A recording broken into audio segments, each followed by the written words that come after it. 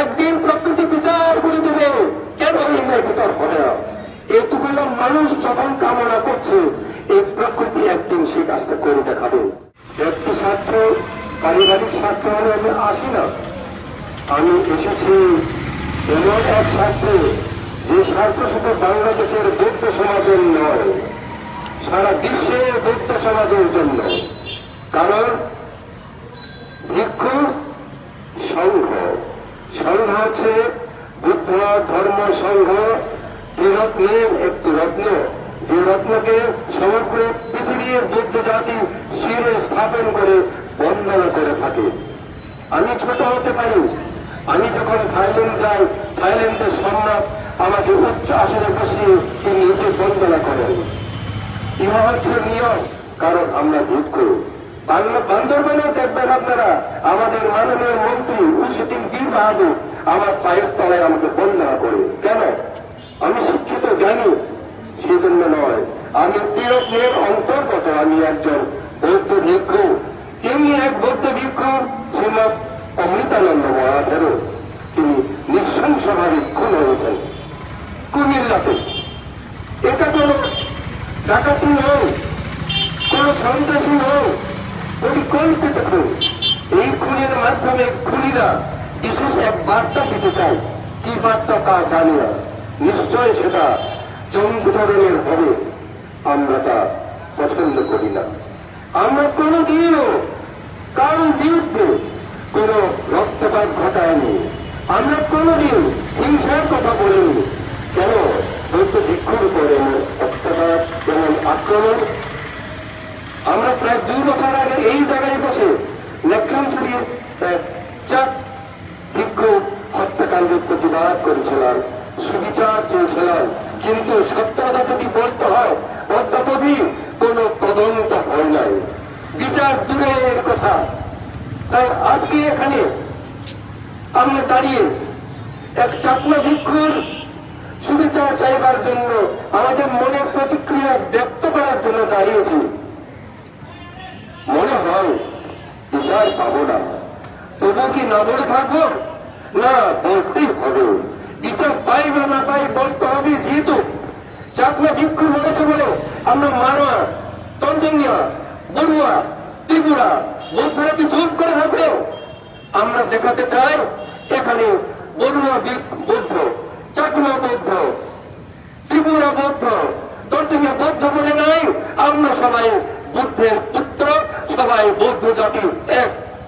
আমরা এখানে দেখাতে চাই বাংলাদেশের বৌদ্ধরা একতায়, আমরা একতার বন্ধনে আমরা আবদ্ধ, আমরা নিরবিচ্ছিন্ন নয়। আমরা জানি গতবারও মানব বন্ধন করেছি, কোন অনলাইনে, কোন মিডিয়াতে, কোন পেপারে ছাপানো হয় নাই। আজকেও তেমনি হয়তো ছাপানো হবে না, কোন মিডিয়ায় দেওয়া হবে না। তথাপি বলবো, তথাপি আমাদের কথা আকাশে বাতাসে থাকবে, দেবতারা শুনতে পাবে। ন্যায় বিচার আমরা পাবো না জানি, তবু বলতেই হবে।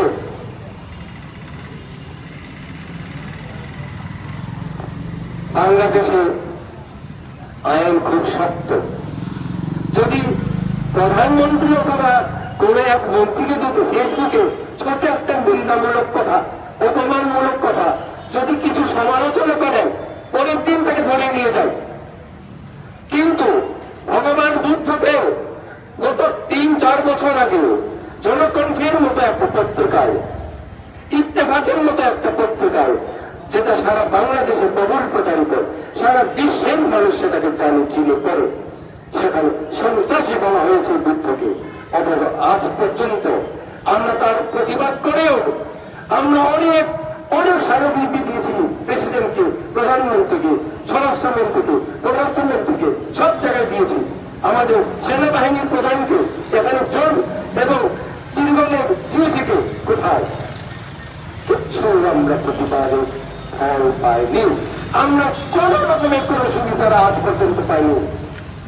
তবে মনে রাখবেন, মনে রাখবেন, আমরা বিচার না পেলেও বিচার করবার মতো সময় আসবে। কারণ প্রকৃতি রয়েছে, যেটাকে মুসলিম ভাষায় বলা হবে সৃষ্টিকর্তা আল্লাহ। আল্লাহ বিচার করবেন, মুসলিমরা বলে তত্র তত্র প্রকৃতি একদিন বিচার করবে। এখন সারা বাংলাদেশের মানুষ ছোট্ট একটা পোকাকে ভয় পায়। কি ডেঙ্গু জ্বর হচ্ছে, এলিফিনিস মশাকে ভয় পাচ্ছে, ছোট্ট মশার ভয়ে সারা বাংলাদেশের লোক কাঁপতেছে। কেন?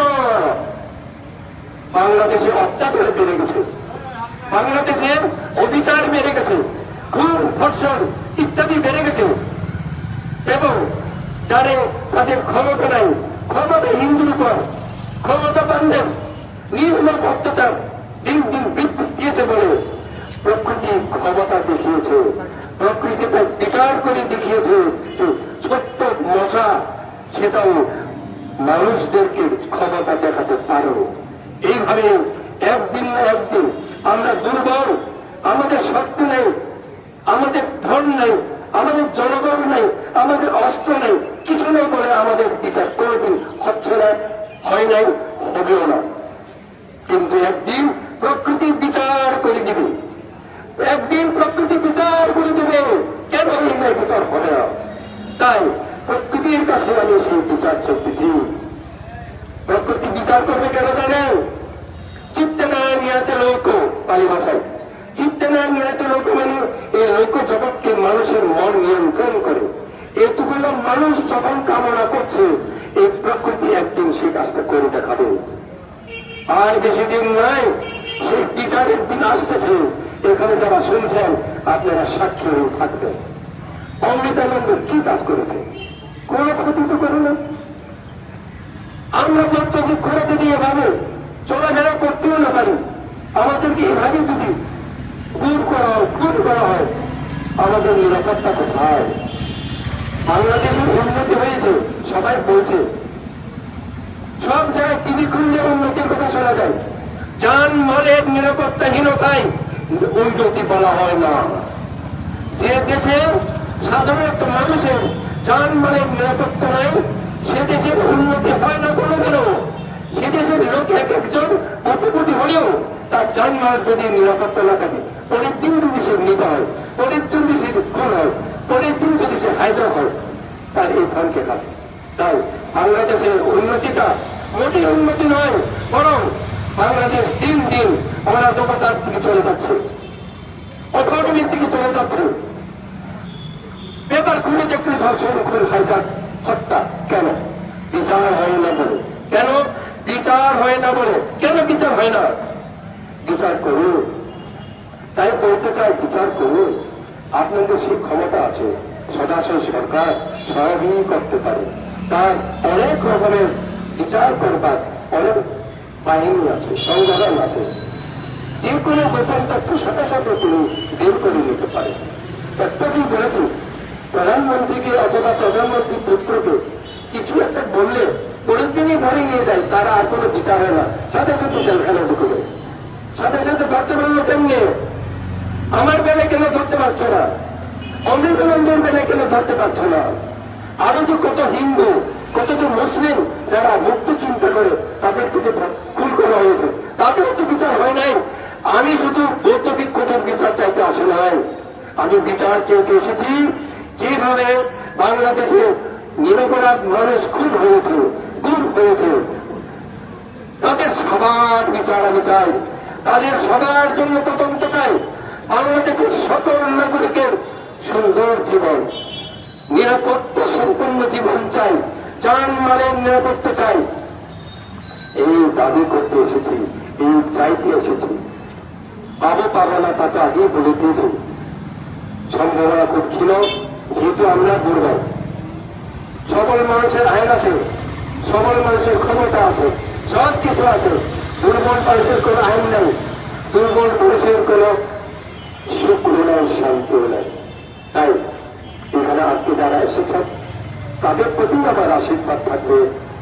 আপনারা যদি এই সকল নিন্দনীয় কাজের প্রতি নিন্দা করে থাকেন, আমাদের সাথে যদি সহমত ব্যক্ত করে থাকেন, তাহলে দেবতাগণ, নির্বাণ, অরহতগণ আপনাদের আশীর্বাদ করবেন। ভালো ভালো দেবতারা আপনাদের আশীর্বাদ করবে, আপনাদের রক্ষা করবে। উপস্থিত ভাই বোনেরা, বক্তৃতা দেওয়ার জন্য আসি নাই, অনেক কথা আছে অন্তরে, কিন্তু বলার মতো ভাষা হারিয়ে ফেলেছি। এত বেশি ভাষা যে কোনটা বলবো কোনটা বলবো না, আগে পিছনে ফেলা দিলে করছে অনেক কথা। যদি বলি এখানে 10 ঘন্টা বললেও মনের দুঃখের কথা শেষ হবে না, কিন্তু বলবো না। এতক্ষণ আপনাকে ধৈর্যচ্যুতি আমি করবো না। শুধু শেষে এটাই বলবো, সারা বাংলাদেশে যেন এই ধরনের গুম খুন যেন না হয়, যেন সকলের বিচার প্রধানমন্ত্রী ব্যবস্থা করেন।